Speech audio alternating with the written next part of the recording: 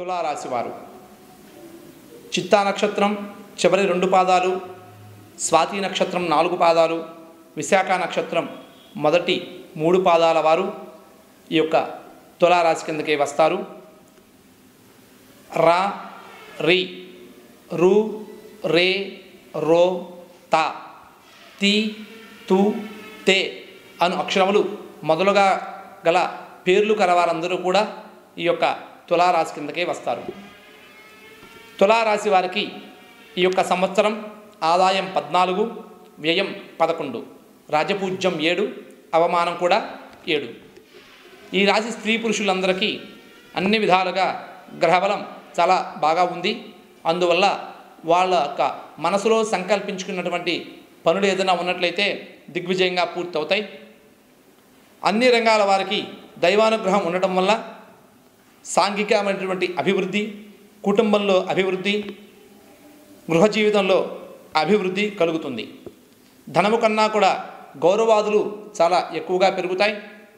ఇతరుల విషయంలో ఎక్కువగా ధన వ్యయం చేస్తారు.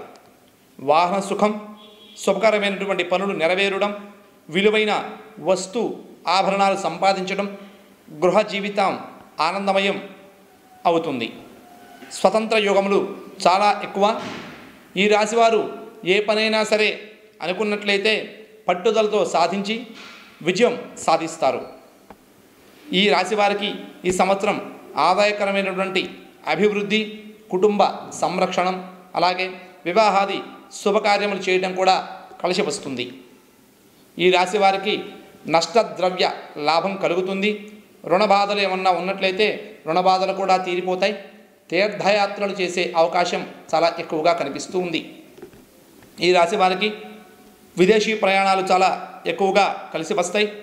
శనిబలం, రాహుబలం రెండూ కూడా చక్కగా ఉండడం వల్ల ఎటువంటి పెద్ద పనినైనప్పటికీ కూడా అవలీలగా ఈ రాశివారు సాధిస్తారు. అప్రయత్న ధనలాభాలు, జీవితంలో అనుకోనటువంటి గొప్ప స్థితిని కూడా వీరు పొందగలుగుతారు. ఈ సంవత్సరం ఈ రాశి వారికి ఉద్యోగస్తులకు చాలా అనుకూలంగా ఉంది. వాళ్ళు అనుకున్న దానికన్నా కూడా గొప్ప ప్రమోషన్స్ వచ్చే అవకాశం ఉంది. అలాగే అధికారుల యొక్క అనుగ్రహం కూడా వీరి మీద ఉండడం వల్ల ఈ రాశి వారికి ఉద్యోగస్తులకు చాలా మంచి అవకాశం ఉంది. కేంద్ర రాష్ట్ర ప్రభుత్వాల్లో పనిచేసే వారికి బాగా ధనమూలకంగా ఎక్కువ లాభాలు వచ్చినప్పటికీ ఖర్చులు మాత్రం అధికంగా కనిపిస్తూ ఉన్నాయి. ఈ రాశి వారికి ఈ సంవత్సరం నిరుద్యోగులకు మాత్రం లాభదాయకమైనటువంటి విషయమే. రాజకీయ రంగంలో ఉన్నవారికి కూడా ఈ సంవత్సరం వ్యవహార జయం, శారీరక శ్రమ ఉన్నప్పటికీ ప్రజలలో కీర్తి ప్రతిష్టలు పొందుతారు. అధిష్టాన వర్గంలో మంచి పలుకుబడి ఉండడం మూలన ఏదైనా సరే పదవి లభించే అవకాశం చాలా ఎక్కువగా ఉంది. ఎన్నికలలో కనుక పోటీ చేసినట్లయితే ఈ రాశివారు తప్పక విజయం పొందేటువంటి అవకాశాలు చాలా ఎక్కువగా కనిపిస్తూ ఉన్నాయి. ఈ రాశి వారికి ఈ సంవత్సరం కళాకారులకు గ్రహబలం చాలా బాగా ఉండడం వలన మంచి మంచి అవకాశాలు వచ్చే అవకాశాలు ఎక్కువగా ఉన్నాయి. ఈ యొక్క అవకాశాలను వాళ్ళు సద్వినియోగం చేసుకోవటమే కాకుండా మంచి అవార్డులు కూడా పొందే అవకాశం ఉంది. టీవీ, సినిమా రంగంలో ఉన్నవారికి, సాంకేతిక నిపుణులకు, గాయకులకు కూడా ఈ సంవత్సరం మంచి యోగమైనటువంటి జీవితం లభిస్తుంది. గృహలాభం కూడా ఉంటుంది.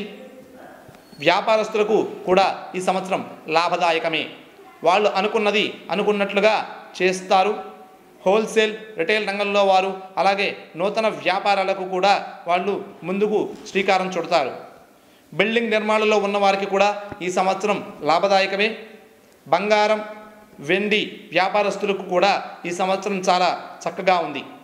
కాంట్రాక్టుదారులకు కూడా టెండర్లలో విజయం లభిస్తుంది. అలాగే ప్రభుత్వ దాడుల వలన మాత్రం కొంచెం సరుకులు నిల్వ చేయే వారికి మాత్రం కొద్దిగా అనుకూలంగా లేదు. అయినప్పటికీ వారికి కూడా మంచి విశేషమైనటువంటి లాభాలు కనిపిస్తూ ఉన్నాయి. విద్యార్థులకు మాత్రం ఈ సంవత్సరం అంత అనుకూలంగా లేదు.